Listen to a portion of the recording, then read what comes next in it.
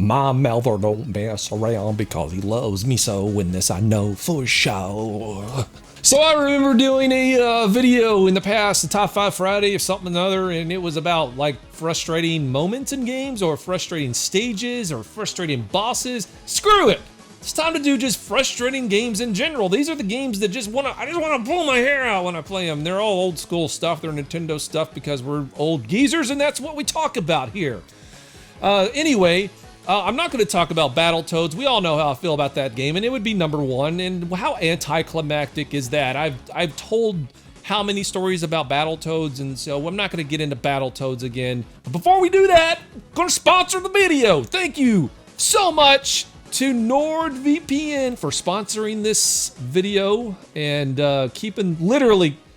Make jokes all the time about keeping the lights on, but I mean literally keeping the lights on this time. It's bad out here. We're dying. It's bad. You know, we're gonna be talking about a lot of frustrating things in this video, frustrating gaming things. However, there's other frustrating things in life too. Like when somebody hacks your computer and steals your bank information and all kinds of just criminal activity. What you need to stop that in its tracks is a very good VPN. And Nord is an excellent VPN with over 5,200 servers in 60 countries. And that's updated weekly. Now here are some of the features that NordVPN has to protect you online. There is no data logging. They have 24/7 customer support, live chat emails. They have up to 6 simultaneous connections, automatic kill switch. You can keep access to your favorite websites and entertainment content and forget about the censorship or bandwidth limits. You can unlock Netflix content that is not available in your country. It even works in China by bypassing the Great China Firewall and also Middle Eastern countries like Saudi Arabia.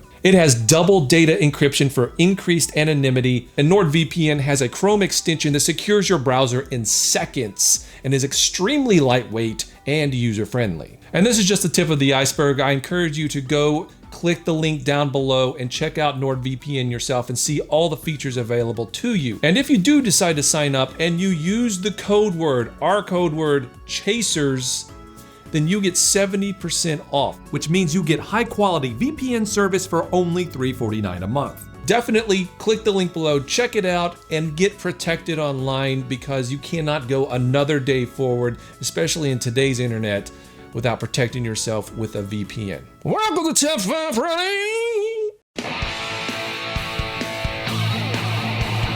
Oh, it's Friday night. Don't know what I'm gonna do tonight. I could sit here and pick my nose while I watch a brand new video. Whoa. Top 5 Friday. Top 5 Friday tonight. This is a game that I don't have a lot of nostalgia for because I didn't really play it so much back in the day. No, this was a game that I discovered as a collector, and it was a game that everyone said that you gotta play, you gotta have, it's hard, and I was like, okay, well, it's gonna be hard, but God, is it impossible! Ghosts and Goblins on the NES. Now this is a frustrating game, it's super difficult, and the reason it's number 5 on the list is just because I don't have as much experience with it as the other ones. Now trust me, I've tried to play this game on many occasions. It isn't just like I've tried it a couple of times and then I got frustrated and stopped. No, I've tried throughout the years of collecting and owning a game collection. I've tried to play this game on more than one occasion, upwards of 12. And every time I cannot get past the second stage. And I'm not a bad gamer. Look, I could do some stuff with Ninja Gaiden.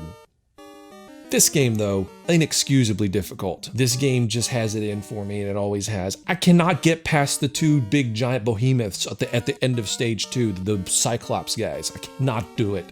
I cannot do it. And I've watched TVGN, I've gotten the knife. This is number 4, and it's gonna be Cuphead. I love Cuphead. I played it for the first time at Wood's Place on the Xbox One. And the reason I don't have it is because I don't have an Xbox One. But I played it for the first time there the other day, in fact, and I loved it. The graphic style of Cuphead is one of the most unique and creative art styles I've ever seen in a video game. But it is a frustrating son of a bitch. Unlike Ghosts and Goblins, though, this is frustrating, but you still want to keep coming back and playing it. The only reason I stopped is because I had to go. Every time you play a stage, or every time you play a boss fight, because there are some levels that are essentially just boss fights, you get a little bit better, and you start to figure out the patterns it makes you want to keep going, and eventually you beat it. But it's a frustrating ride, a journey through to get to that point. This is really good, and as soon as it comes out on Switch, unless it has already, I'm gonna actually get it. But if it's in physical form, but it's such a good. Number 3 on my list is another game that I really like, but it's frustrating. Contra 4 on the DS. First of all, I'm a master at the first Contra on NES. Another game. I can do some stuff too. All right, ain't got nothing on me. I'm pretty good at Super Contra, Super C on the NES as well.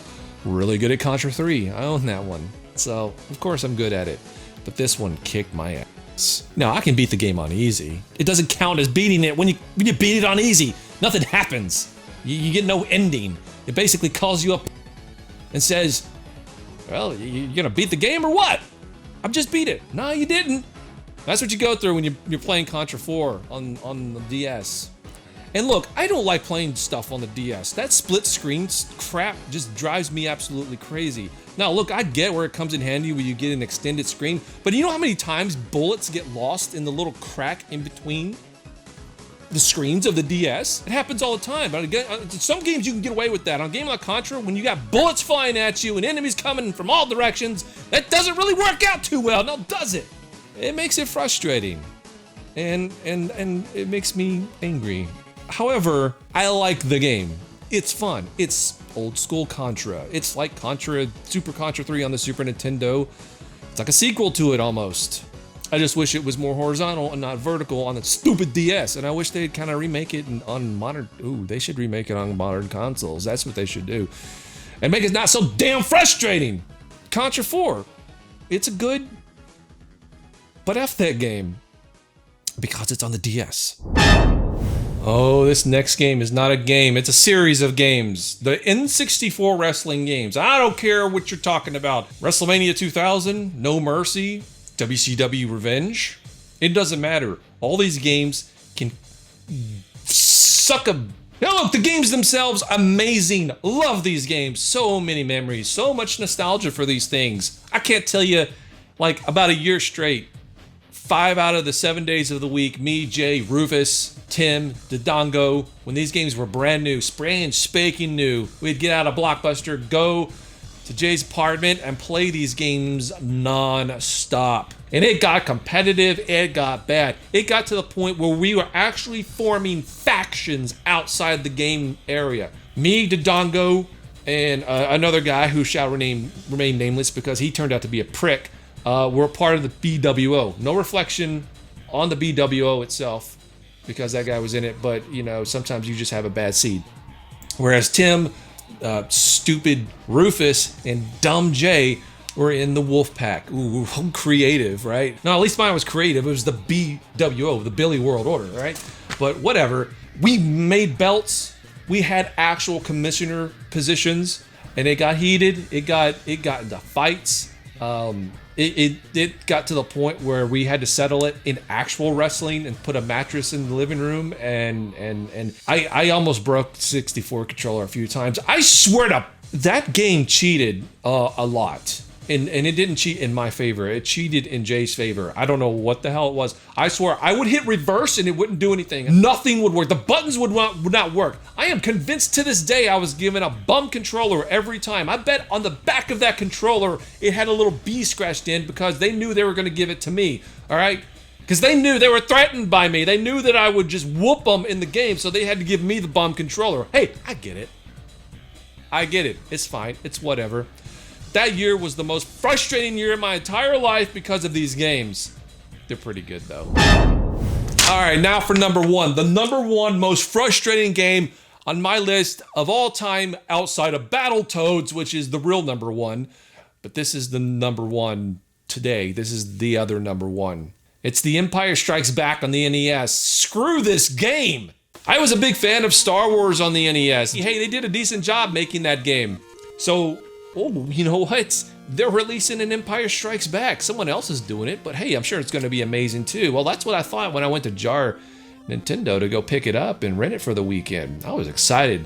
Super excited. I even saw the little previews in Nintendo Power. It looked really cool. Ice caves, Hoth battle.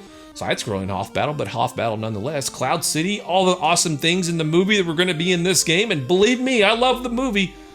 One of my favorite movies even as a kid. Now too. But man, was that a letdown. There are so many things in this game that absolutely drive me crazy. First and foremost, the controls are awful. The jumping is awful. It's like you have no control over your character whatsoever. You think you do, but you really don't. The character lands where it wants to, and you just hope it goes to where you want it to go. The first stage, you're trying to kill a Wampa, okay? And this son of a Wampa just refuses to die. And it's not because I'm not using the lightsaber. Same thing happens with the lightsaber. When you're killing the walkers and stuff, that's actually pretty cool. Side-scrolling, and your character can run back. It's cool. It's fine. It's whatever.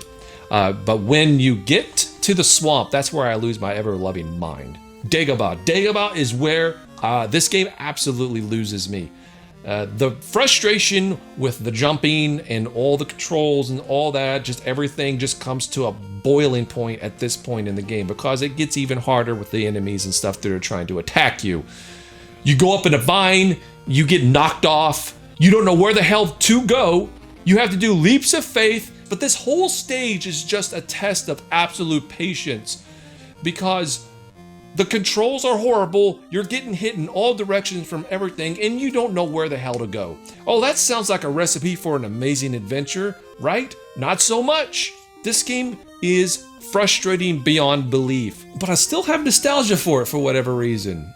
Because of that weekend of playing this game and just being absolutely disappointed. I don't love it, but I have a little soft spot for it. It's bad. It's not a good game, and it's frustrating, but not a good frustrating. What are your frustrating games? Let me know below in the comment section below, and be sure to give this video a like, because